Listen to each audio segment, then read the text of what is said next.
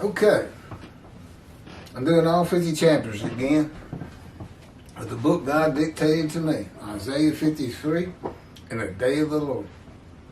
Just as he dictated the Torah to Moses, as the Orthodox Jews believe, and quite frankly, just as he dictated and commanded and directed all of the prophets to write their books. He's responsible for the entirety of the Hebrew Bible. And we got videos talking about how you can see that has to be. How some of these books just go together. It's just like the day of the Lord. How do you find it? Well, you got to have God's representation. So that's Isaiah 11 and 53. Then Jeremiah 31 tells us a time is coming, a time is coming, a time is coming. And God will make a new covenant with you. Okay, well that time's here. The land blooms again, cities restored, Jerusalem rebuilt. Okay, it's here. Where's the covenant? There's only one place you can find that covenant. It's the covenant of sin forgiveness.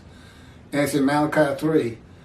The last page, God speaks to his prophets and announces the day of the Lord.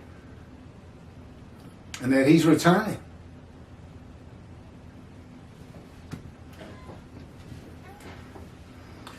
The God of Israel, this is called God creates and he forms. Chapter 13.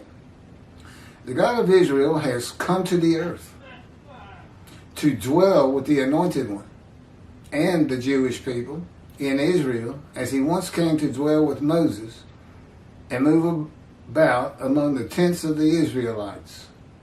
He creates the man of Isaiah 53 as he created all humanity. And then he forms his righteous servant, just as he created Jacob and formed Israel for his purpose, the Jewish people. He created the universe, the earth, and humanity, including Jacob and the man described in Isaiah 53. He then forms them for his purposes.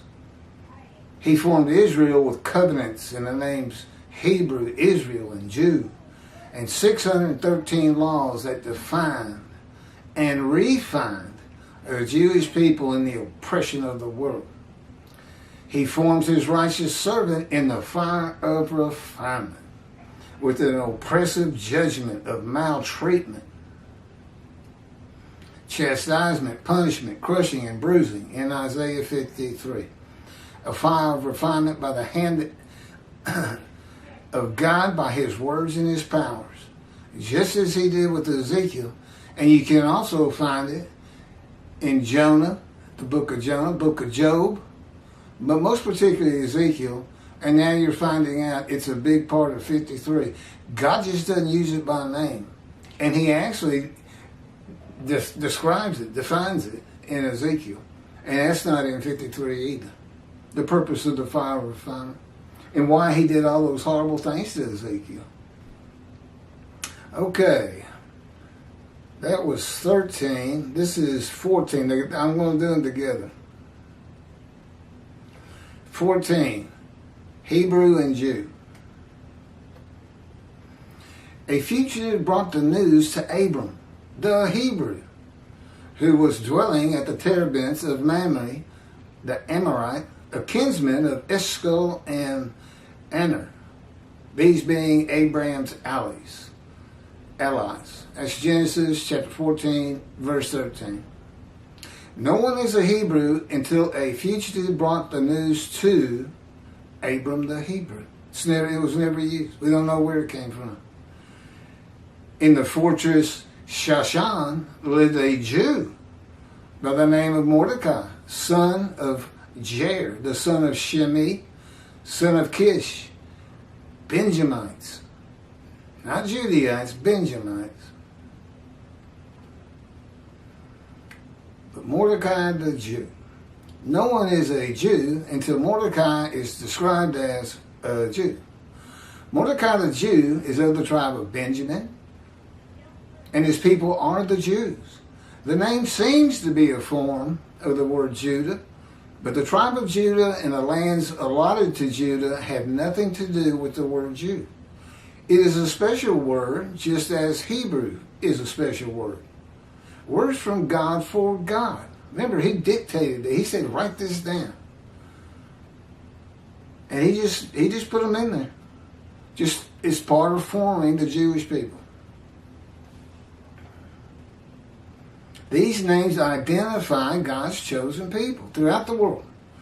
Just as religious ritual, faith, and manner of dress identify them. God formed Israel in part to test the world, and the people of Israel had to be identifiable. These names and 613 laws did just that, and the world has failed. God changing the name Hebrew to Jew may have more to do with the Jewish people being in exile. Mordecai was in exile than anything else. Shortening Hebrew to Jew, they both end EW, to account for marriage outside of the tribes, a dilution of the pure Hebrew blood. Okay, next up, the God of Elijah, chapter 15.